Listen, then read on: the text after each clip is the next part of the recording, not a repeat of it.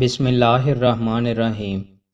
رسول اللہ صلی اللہ علیہ وآلہ وسلم نے ارشاد فرمایا، اپنے والد کے ساتھ سب سے بڑا نیک سلوک یہ ہے کہ انسان اس شخص سے بھی بہت اچھا سلوک کرے جس کے ساتھ اس کے والد کا محبت کا رشتہ تھا۔ رسول اللہ صلی اللہ علیہ وآلہ وسلم نے ارشاد فرمایا، مجاہد وہ ہے جو اللہ کی اطاعت میں اپنے نفس سے جہاد کرتا ہے۔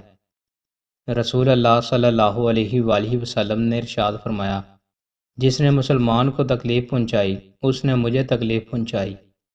رسول اللہ صلی اللہ علیہ وآلہ وسلم نے ارشاد فرمایا، اللہ تعالیٰ سے نفع مند علم کا سوال کرو اور ایسے علم سے اللہ کی پناہ مانگو جو نفع نہ دے۔ رسول اللہ صلی اللہ علیہ وآلہ وسلم نے ارشاد فرمایا، اے اللہ ہمارے شام اور یمن میں برکت عطا فرما۔ لوگوں نے عرض کیا ہمارے نجد کے لیے بھی برکت کی دعا کریں، تو آپ نے دوبارہ فرمایا، اے اللہ ہمارے شام اور یمن کو ببرکت فرما۔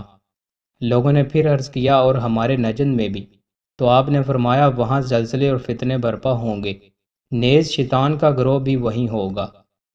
رسول اللہ صلی اللہ علیہ وآلہ وسلم نے ارشاد فرمایا، جب اللہ تم میں سے کسی کو مال عطا کرے تو اسے چاہیے کہ وہ پہلے اپنی ذات اور اپنے گھر والوں پر خرچ کرے۔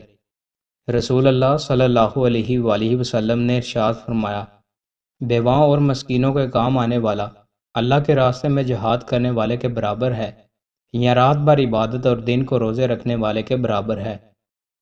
رسول اللہ صلی اللہ علیہ وآلہ وسلم نے ارشاد فرمایا، اگر کوئی نماز پڑھنا بھول جائے تو جب بھی یاد آ جائے تو اس کو پڑھ لے، اس قضا کے سوا اور کوئی کفارہ اس کی وجہ سے نہیں ہوتا، اور اللہ تعالیٰ نے فرمایا کہ نماز میرے یاد آنے پر قائم کر۔ اللہ کی سزا۔ رسول اللہ صلی اللہ علیہ وآلہ وسلم نے ارشاد فرمایا، اگر مومن کو معلوم ہو جائے کہ اللہ کے یہاں کیسی کیسی سزائیں ہیں تو جنت کی کوئی امید نہ رکھے۔ دوستو مزید اچھی ویڈیوز کے لیے ہمارے چینل کو سبسکرائب لازمی کریں۔ بہت شکریہ۔